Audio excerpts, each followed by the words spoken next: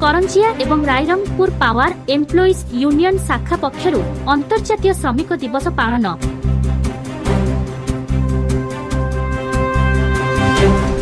आज मे 1 तारिख अंतर्जातीय श्रमिक दिवस।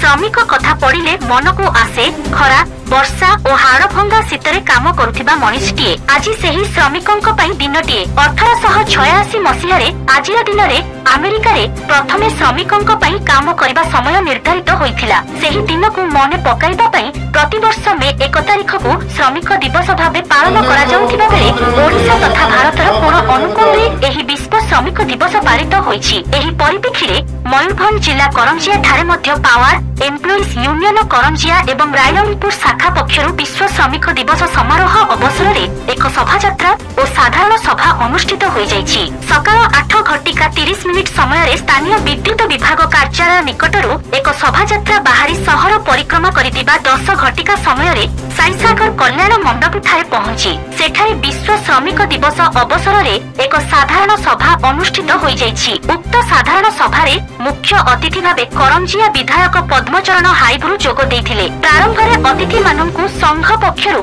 पुष्प गुच्छ संबर्धना ज्ञापन करा जायथिला। परे अतिथि गण जगतर नाथ जगन्नाथक प्रतिमूर्ति रे प्रदीप प्रज्वलन एवं माल्यार्पण करी एही सभार शुभ उद्घाटन करिथिले। सभारे अतिथि गण पावर एम्प्लॉइज रो कर्मचारी माननकु अतिशय खरारे काम करिबा समय रे सांगरे ओआरएस पानी और मुंडरे गामुछा नेबा पई समस्तंकु उपदेश देइथिले। एथि सहित समस्तंकु पखाळ और काजी पानी खाइबार निर्देश देबा सहित खरारे बाहरकु बाहरिला बेले सांगरे पानी बोतल धरंतु बोली परामर्श देइथिले। प्रबल खरा अवकाश रे निजे सतर्क रहिबा सहित अन्य माननकु मध्य एथिप्रति सचेतन करिबा मुख्य उद्देश्य। उक्त बैठक रे रायरंगपुर बालेश्वर पावर एम्प्लॉइज बहु संख्यक कर्मचारी माने जोग देइथिबा बेले एथिरे पावर एम्प्लॉइज समस्त कर्मकर्तागण सहयोग करथिले।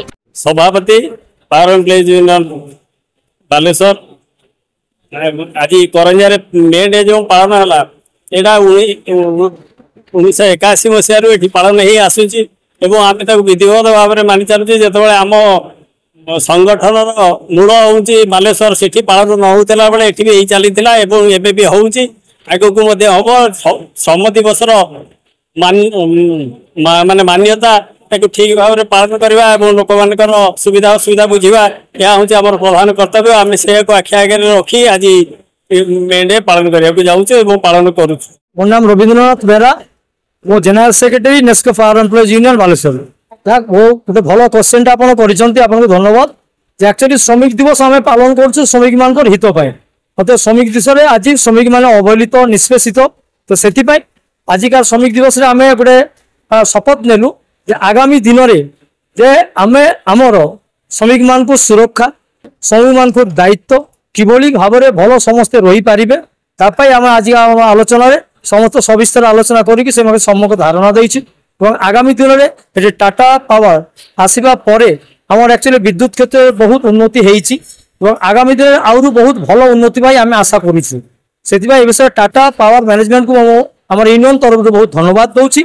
आगामी दिन में आउ गोटे आमर हूँ उपभोक्ता जो मैंने अच्छा 24 घंटा किभली भाव में सुष्ठ भाव में भल विद्युत पावर सप्लाई आम दे पारू से विषय आम सचेष्ट हबू से विषय आलोचना आम रही।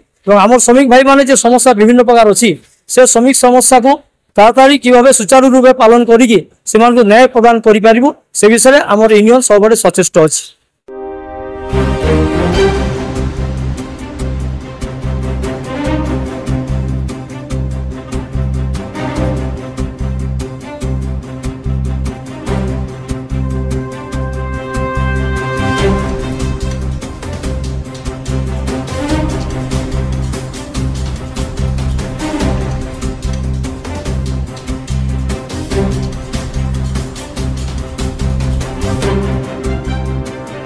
सुमंत पात्रଙ୍କ रिपोर्ट एसटीवी न्यूज ओडिशा 24।